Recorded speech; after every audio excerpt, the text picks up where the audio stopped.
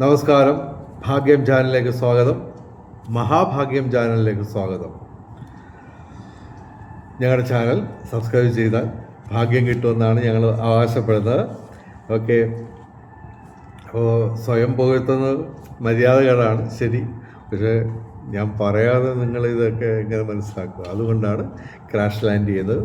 ഞങ്ങളുടെ ചാനൽ ദയവായി ഒരു പരീക്ഷണത്തിന് വേണ്ടി ഒരു 2 മാസം സബ്സ്ക്രൈബ് ചെയ്യാം.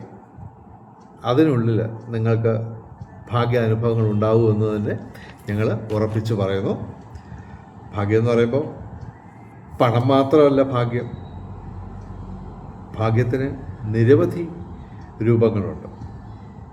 അതിലേതെങ്കിലും ഒന്ന് സ്പെഷ്യലായിട്ട് അടുത്ത 2 മാസത്തിനുള്ളിൽ നിങ്ങൾക്ക് സംഭവിക്കുക തന്നെ ചെയ്യും. ഓക്കെ, പിന്നെ തീർച്ചയായിട്ടും ലൈക്ക് ചെയ്യുക, ഷെയർ ചെയ്യുക, പിന്നെ ഹൈപ്പ് ചെയ്യുക എന്ന് പറയുന്ന പുതിയൊരു പരിപാടിയുണ്ട്, അതും ചെയ്യാം. അതുപോലെ തന്നെ കമൻറ്റ് ചെയ്യുക. ഓക്കെ, എന്തെങ്കിലുമൊക്കെ കമൻറ്റ്, നെഗറ്റീവായിട്ട് കമൻ്റ് ആയാലും കുഴപ്പമില്ല, ചുമ്മാ നിങ്ങളുടെ പ്രതികരണം അറിയാൻ വേണ്ടിയാണ്. ഓക്കെ, അപ്പോൾ ഈ വീഡിയോയിൽ ഞാൻ പറയാൻ ശ്രമിക്കുന്നത് കാറ്റും വെളിച്ചവും ഭാഗ്യം കൊണ്ടുവരും. അതായത് നമ്മളിപ്പോൾ രാവിലെ എഴുന്നേൽക്കുന്നു. അപ്പോൾ ഒരു കാര്യമുണ്ട്, ഞാൻ മറ്റ് പല വീഡിയോകളിലും പറഞ്ഞതാണ്. അതായത് നമ്മൾ കൃത്യസമയത്തിന് ഉറങ്ങുക, കൃത്യസമയത്തിന് എഴുന്നേൽക്കുക, കൃത്യസമയത്തിന് കുളിക്കുക, കൃത്യസമയത്തിന് പ്രാർത്ഥിക്കുക, കൃത്യസമയത്തിന് ആഹാരം കഴിക്കുക. ഓക്കെ, ഒരു ചായ കുടിക്കുന്ന പോലും കൃത്യസമയത്തിനാക്കി നോക്കുക. നിങ്ങളുടെ ശാരീരിക മാനസിക ആരോഗ്യം തന്നെ വർദ്ധിക്കുകയും ചെയ്യും അങ്ങനെ ചെയ്താൽ. കൃത്യനിഷ്ഠ, പട്ടാളച്ചിട്ടയോടെ ജീവിക്കുക.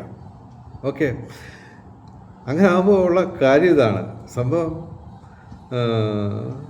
ഈശ്വരൻ നമ്മളെ എല്ലായ്പ്പോഴും ശ്രദ്ധിക്കുന്നുണ്ട്. നമ്മൾ വിചാരിക്കും ഈശ്വരൻ അറിയാതെ എന്തെങ്കിലുമൊക്കെ കാര്യം ചെയ്യാതെ, നടക്കത്തില്ല. ഇപ്പോൾ ഞാൻ ജീസസ് സാംബശിവൻ ഇപ്പോൾ വീഡിയോ ചെയ്യുന്നു, വേറെ ഒന്നും എനിക്ക് ചെയ്യാൻ ഒക്കത്തില്ല. അതുപോലല്ല ഈശ്വരൻ. ഓക്കെ, ഈശ്വരനെക്കുറിച്ച് എനിക്കുള്ള ഒരു സങ്കല്പം ഞാൻ പറയാം. അത് ശരിയോ തെറ്റോ, ശാസ്ത്രീയമോ അശാസ്ത്രീയമോ ഒന്നും ഞാൻ പറയുന്നില്ല. പക്ഷേ സംഭവം എൻ്റെ വിശ്വാസം ഞാൻ പറയാം.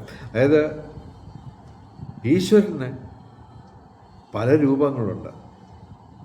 ഇപ്പോൾ ഹിന്ദു വിശ്വാസം അനുസരിച്ച് ഗണപതി ഭഗവാനുണ്ട്, ശിവഭഗവാനുണ്ട്, ദേവിമാർ ഒരുപാടുണ്ട്. എന്തിന് 33 കോടി ദൈവങ്ങളാണ് ഹിന്ദുക്കൾക്കുള്ളത്. ഓക്കെ, അപ്പോൾ ഞാൻ പറയുന്നത് എൻ്റെ ഒരു വിശകലനം, എൻ്റെ ഒരു കാഴ്ചപ്പാട് ഇതാണ് ഈശ്വരനെ പറ്റി. ഗണപതി ഭഗവാൻ എന്ന് പറയുന്ന ഒരു വ്യക്തിയായിട്ട് അല്ല ഞാൻ വിശകലനം ചെയ്തത്, മറിച്ച് ആത്മാക്കളുടെ ഒരു കൂട്ടമാണ്. ഓക്കെ, അത് ആത്മാക്കളുടെ കൂട്ടം എന്താ? ഇവിടെ ഉണ്ട്, തൂണിലും തുരുമ്പിലും മാത്രമല്ല, ഇവിടെ ഉണ്ട്, അവിടെ ഉണ്ട്, ഇവിടെ പ്രപഞ്ചം മുഴുവനുണ്ട്. ഓക്കെ, അപ്പോൾ ഈ ആത്മാക്കളുടെ കൂട്ടം ഇപ്പോൾ ഇവിടെ ഉണ്ട്. ഞാൻ എന്തുവാ ചെയ്യുന്നത്, എന്തുവാണ് പറയുന്നത്, ഇവൻ എന്തുവാ ചിന്തിക്കുന്നത്, ഇങ്ങനെ പറയുന്നെങ്കിലും വേറെ വല്ല ചിന്തയും വല്ലതും വരുന്നുണ്ടോ?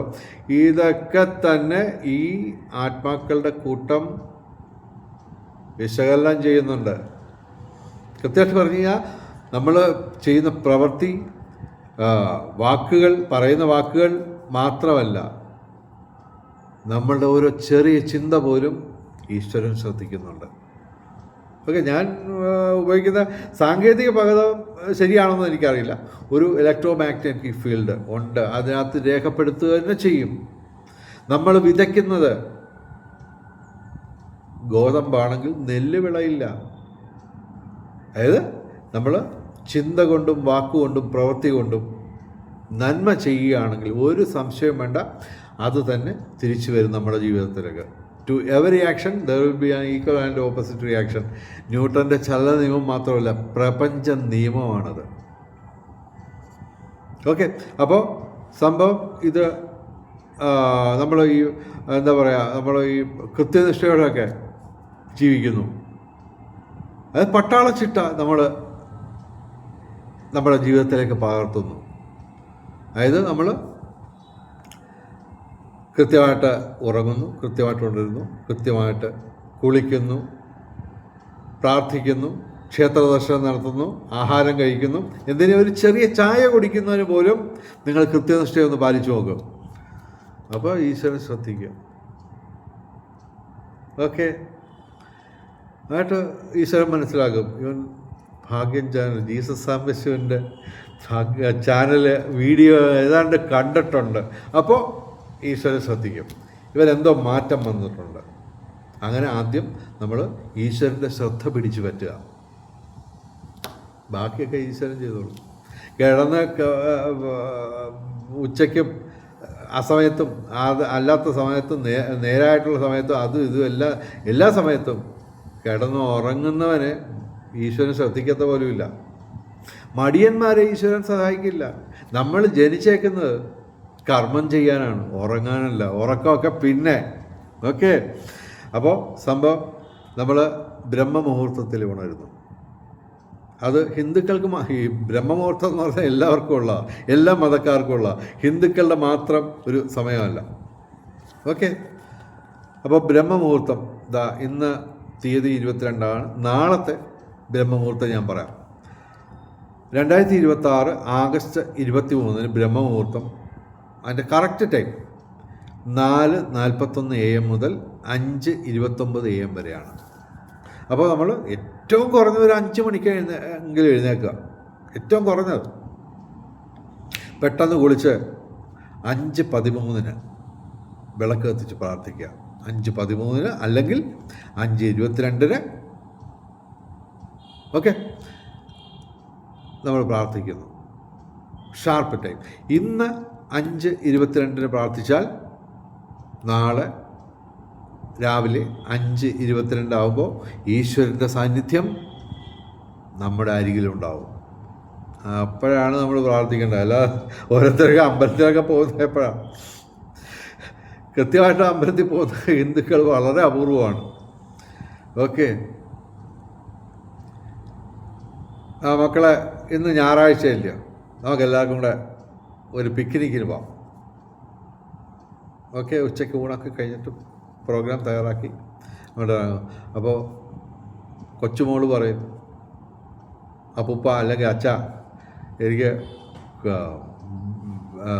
പാർക്കിൽ പോകണം, അവിടെ പോയി സൈക്കിള് വാടകയ്ക്ക് എടുത്ത് ചവിട്ടണം. ഓക്കെ, ചെയ്യാം മോളെ. ഉടനെ മോൻ പറയും നമുക്ക് ബീച്ചിൽ പോകണം, അത് കഴിഞ്ഞിട്ട് മറ്റേ ഹോട്ടലിൽ പോയി അത് ഇതൊക്കെ കഴിക്കണം. റെഡി. ഉടനെ ഭാര്യ പറയും എന്തായാലും നമ്മൾ പുറത്ത് പോകുന്നു, അപ്പോൾ ആ ഗണപതി അമ്പലത്തിൽ നമ്മളൊന്ന് പോവാം. ഇങ്ങനെയാണ് ഓരോരുത്തർ അമ്പലത്തിലൊക്കെ പോകുന്നത്. ഓക്കെ, ശരാശരി മലയാളി ഹിന്ദുവിൻ്റെ രീതിയാണ് ഞാൻ പറഞ്ഞത്. ഓക്കെ, എന്നിട്ട് ഏതെങ്കിലും ഒരു സമയത്ത് ഈശ്വര അങ്ങനെ രക്ഷിച്ചേക്കണമെന്ന് പ്രാർത്ഥിക്കുക.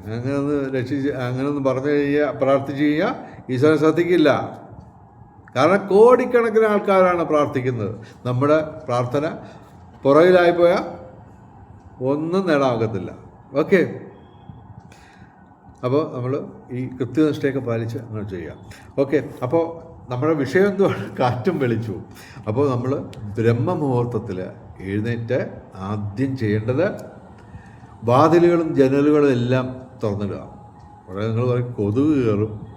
കൊതുക് കയറാതിരിക്കാൻ വേറെയൊക്കെ മാർഗ്ഗങ്ങളുണ്ട്, പലതരം നെറ്റും ഒക്കെ ഫിറ്റ് ചെയ്യുന്നവരുണ്ട്. ഓക്കെ, എന്തായാലും കാറ്റും അതിൻ്റെ കാരണം എന്താണ്? അതായത് ബ്രഹ്മമുഹൂർത്തത്തിലാണ് ഭൂമിയിൽ ഏറ്റവും കൂടുതൽ പോസിറ്റീവ് എനർജി ക്രിയേറ്റ് ചെയ്യപ്പെടുന്നത്.